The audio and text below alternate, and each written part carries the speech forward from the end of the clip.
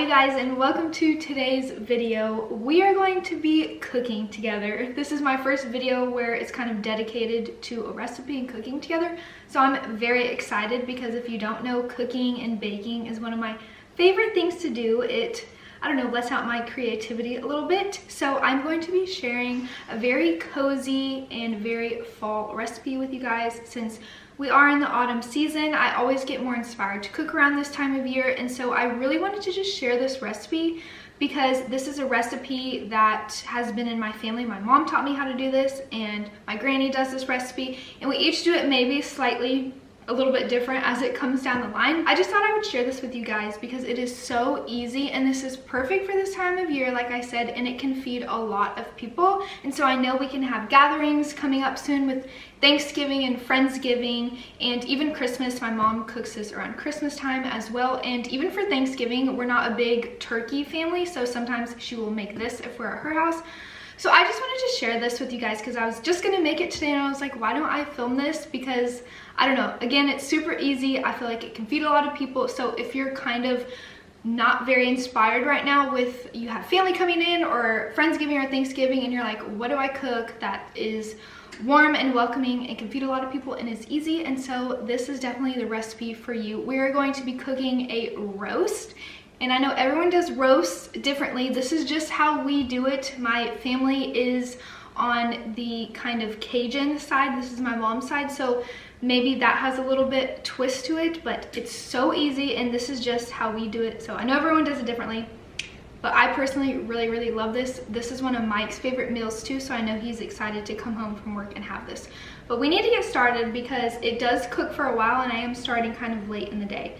So if you didn't see, I had already preset the oven to 375. You can do 350 or 375, maybe even 400, but I wouldn't really do that maybe if you're in a big rush. You can also do this in a crock pot, but I just think oven roasted is better. And this is going to take about 4 to 5 hours depending on your oven.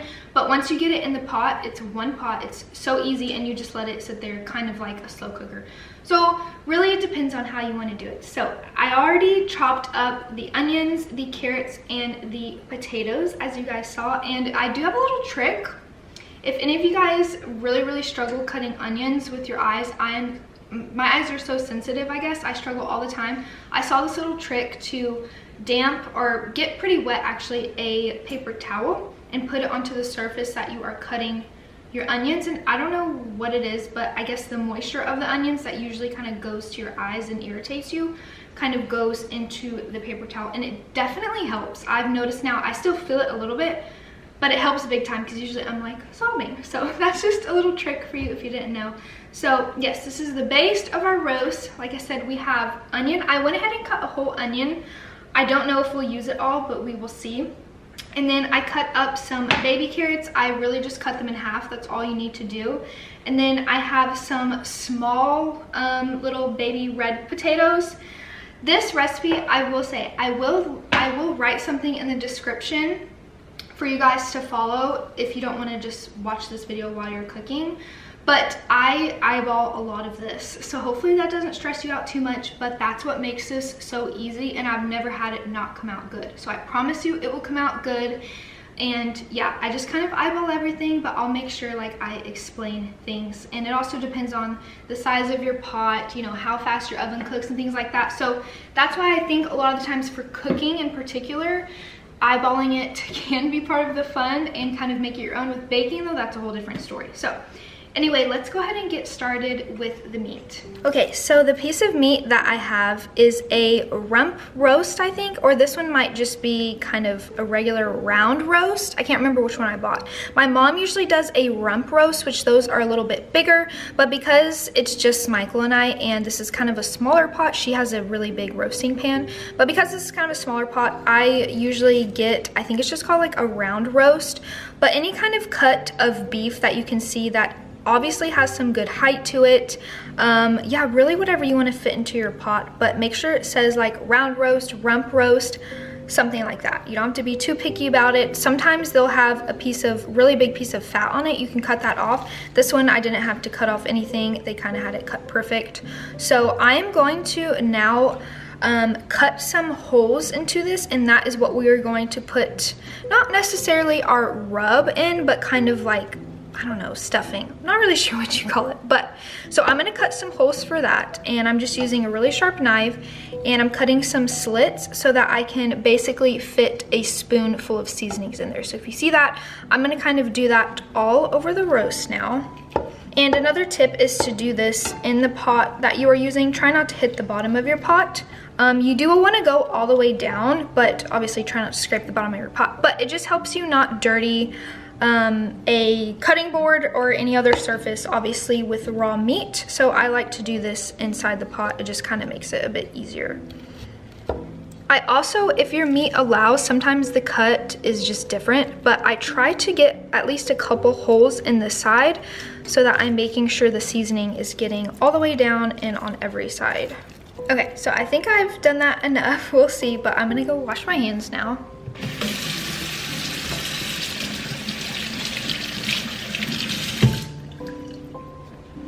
Next up, we are going to be putting a little bit of vegetable oil into the bottom of the pan, and this will kind of help make the gravy, for lack of a better word. Okay, I don't know if you guys can see that, but I did fill the whole bottom with it. You can be a little bit heavy-handed. Now, you don't want it an inch up the pan, but it is pretty coated very well with vegetable oil. Okay, so I'm just gonna move that to the side for now. And now we are going to work on our seasoning, our rub, whatever you want to call it. This is what is going to be going into the meat. And this is a big part that I eyeball, but again, I just feel like that makes everything easier and you don't have to measure a ton of stuff out. So I'm going to be starting with some just vinegar, some regular white vinegar. Again, I'm eyeballing this, but let's see how much it makes. I'm gonna start out with about half a cup of white vinegar. Again, this can depend on the size of your meat. So you'll kind of see as we go how I know how much to use and if I need to add more vinegar or less. This kind of just helps all the seasonings come together. Okay, I have a plethora of seasonings over here, and really you can kind of use what you like. Like there is a few things that we use for everything, like Montreal steak seasoning. I use this on literally everything. So we are going to be doing quite a bit of this, and we're going just pouring it right into the vinegar mixture, okay? We're basically going to be making a paste with this seasoning and with this vinegar. So that's kind of how you'll know if you need to add more vinegar or if you need to add more seasoning, things like that. Next, here's another Cajun thing, but I'm going to be adding a bit of Tony Chachere's. And I would say with the Montreal and the Tony Chachere's, be careful because those things, those two things can be very salty. We're not actually adding salt because some of those things already have salt. I'm gonna be adding quite a bit of black pepper, and yeah, I'm probably gonna be sneezing soon. This is what it's looking like so far. Once I'm done pouring everything, I'll show you guys kind of what it looks like. Next, I'm going to be Okay, I got my sneeze out of the way. Next, I'm going to be adding some garlic powder. If you want to be safe, and if you're a person who needs to measure because you're just one of those people, then I would start out with a tablespoon of kind of the bigger seasonings. Now, if there's things you want to be careful with, like the garlic and things like that, you can start out with a teaspoon and then kind of go from there. This is onion powder. I like a lot of onion, as you can tell. We'll add a lot of onion to the roast, so I like to add a lot of that. And then I believe this is the last seasoning we're gonna use, and this is what you need a lot of, and sadly I don't have a ton left, so I'm gonna use all of this, but this is just dried parsley flakes, and this is what really kind of thickens up this paste. I'm literally gonna dump what I have left in there because I know I need a lot of this. That is a really important part of this. I would suggest using the seasonings that I use if you want to kind of get the taste that I'm trying to go for, but again, you can kind of use your own seasonings, but I definitely suggest parsley flakes and some kind of thing that's not just a salt and pepper taste like Montreal and Tony's. That kind of definitely elevates your paste. So now I'm just going to stir all this together. and I will show you what it's kind of looking like. Okay, so this is what it's kind of looking like. For me, this is a little bit vinegary, so I may have added too much vinegar. And so for this, I'm honestly just gonna add more seasoning so that it is a little bit thicker.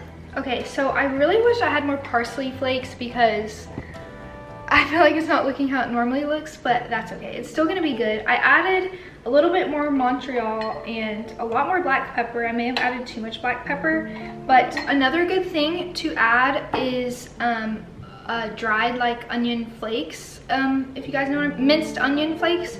That also helps thicken this up. I just don't have that right now, but I would usually add that, and I know my mom adds a lot of that. So yeah, mine's looking a little bit black peppery, and I wish I had a little bit more parsley because that also isn't a super strong flavor, so you can add a lot. So hopefully this comes out like normal, of course, when I'm filming it, but it'll come out good. It comes out good pretty much every time, and we'll have a taste test with Michael. Okay, so that is going to be my paste. It's a little bit vinegary, a little bit watery, but that's okay. We're gonna work with it, and now we're going to put this into the meat.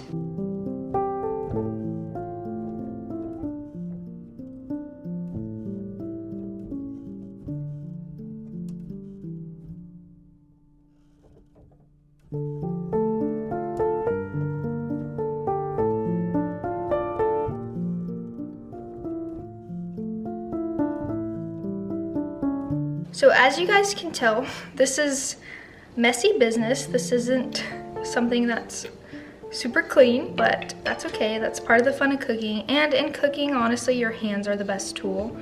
So it's okay that your hands are getting a little bit dirty, but this is fun and very nostalgic for me because I grew up seeing my mom do this all the time when she would make this. So I'm basically just stuffing it into those little slivers that we made, and it's okay that it's not all getting in there. I'm using my finger to kind of help push it down, and then I will pour the rest kind of on top.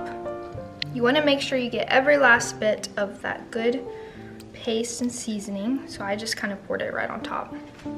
Okay, so now we are going to add all kind of the fun part. Well, that was fun, but this really makes it look like a roast. So I'm going to drop my potatoes in. I don't know why I like to put them first. I guess because I feel like they take up a lot of room, and I feel like I use the most of these, so I'll put these first.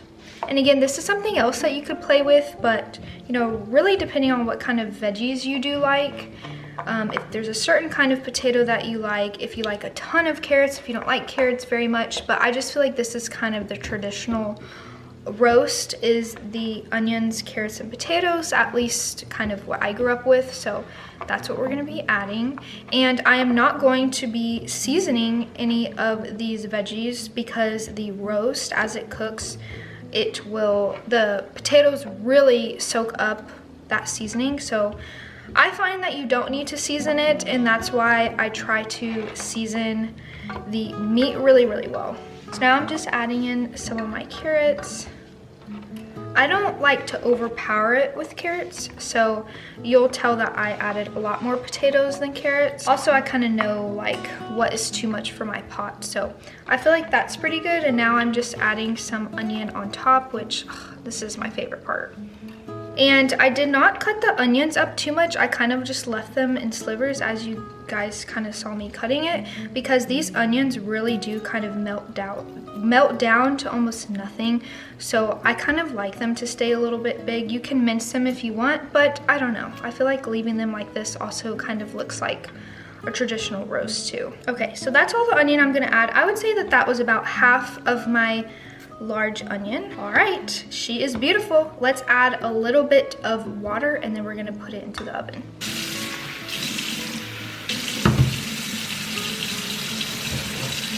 Okay, as you guys probably saw how I was doing that, I kind of did it in a weird way, but I didn't want the water to run directly onto the meat and kind of already get all that stuff off the top. So I kind of just went around onto the veggies, and I added enough to where I can kind of see the water when I go like that. Again, I don't know exactly how much to tell you. I probably added at least half a cup.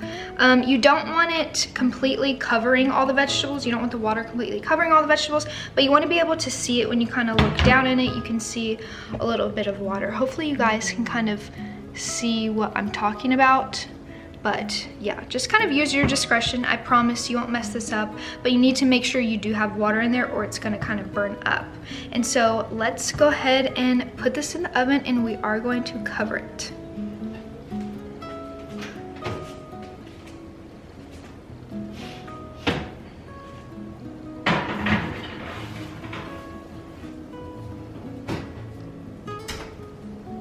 Okay, and that is literally it. That's pretty much the hardest part. Well, that is the hardest part because that is the prep.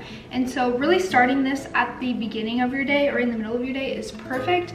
Even preparing it a day before, you could do that. And then to heat up, I just like to put the whole pot, because I will leave the roast in the pot overnight in the fridge, and I just like to put that back onto the stove, add a little bit of water, and just turn the stove on and let it heat up like that. It is really good leftovers as well. We will be making white rice with that. I probably won't show that. You can just use your favorite kind of white rice. We like to use jasmine rice.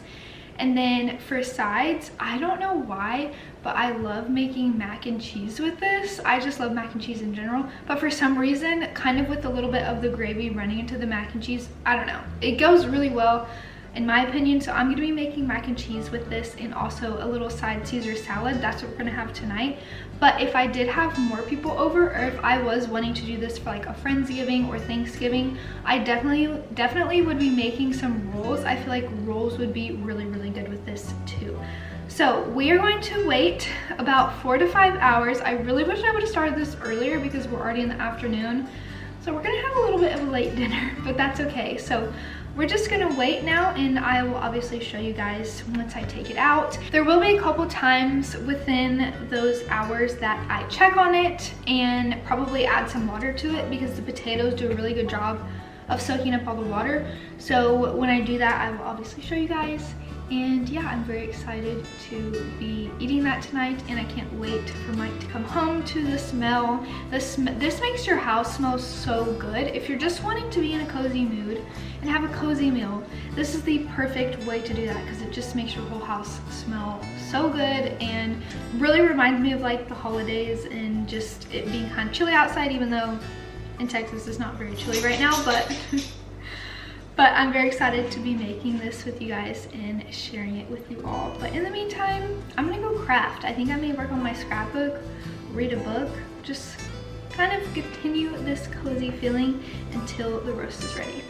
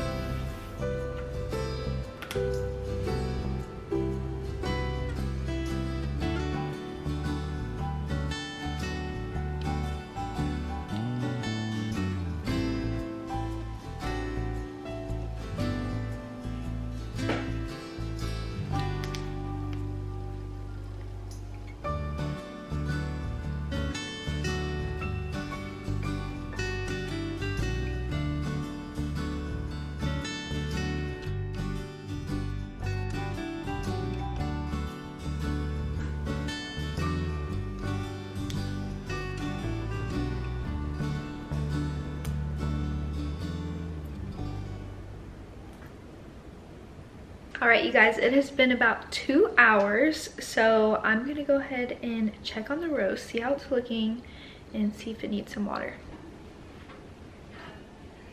All right, let's see how she's looking. Looking good. Definitely need to add some water. It just looks like all the veggies have kind of soaked a lot of stuff up, so I'm just gonna pour some water in a cup and add some.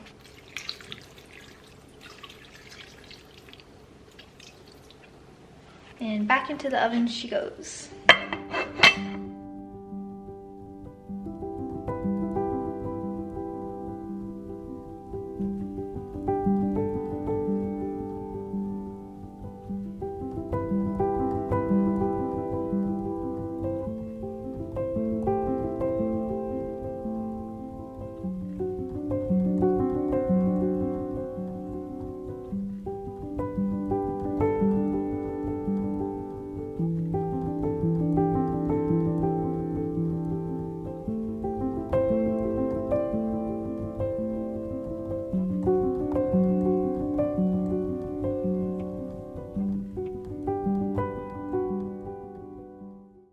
Okay, Mike is home and the roast is ready, so he's gonna take it out for us.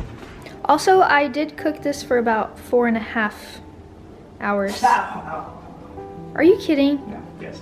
Oh, you scared me. Ooh, it's still bubbling.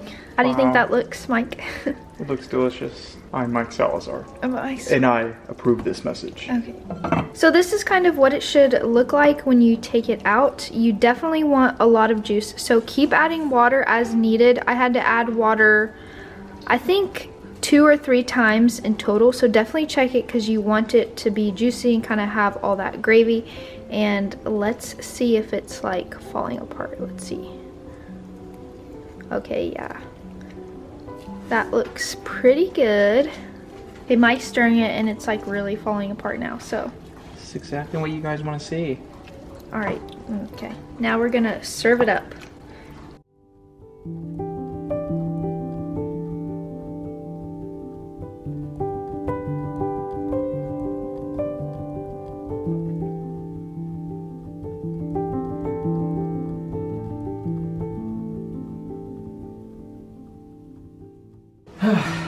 I'm about halfway through my meal and I give it a 12 out of 10. What? I think it is delicious. Well, you heard it here, folks. It's pretty good, even though I didn't have all the seasonings that I wanted. It turns out the same pretty much every time, so. It's kind of foolproof. Foolproof. Thanks, Mike. Yep. So we are gonna enjoy the rest of our dinner, but thank you guys so much for watching. I hope you enjoyed it and hopefully this inspired you to try this out because it is very easy. There's a little bit of prep, but I promise it is easy and hopefully you can wow your family and friends like this meal does every time. So yeah, if you guys enjoyed this cooking video, let me know and I'll do more cooking videos because it was really fun. And if you have any questions about the recipe or anything, just let me know down in the comments. But I hope to see you guys soon. Bye.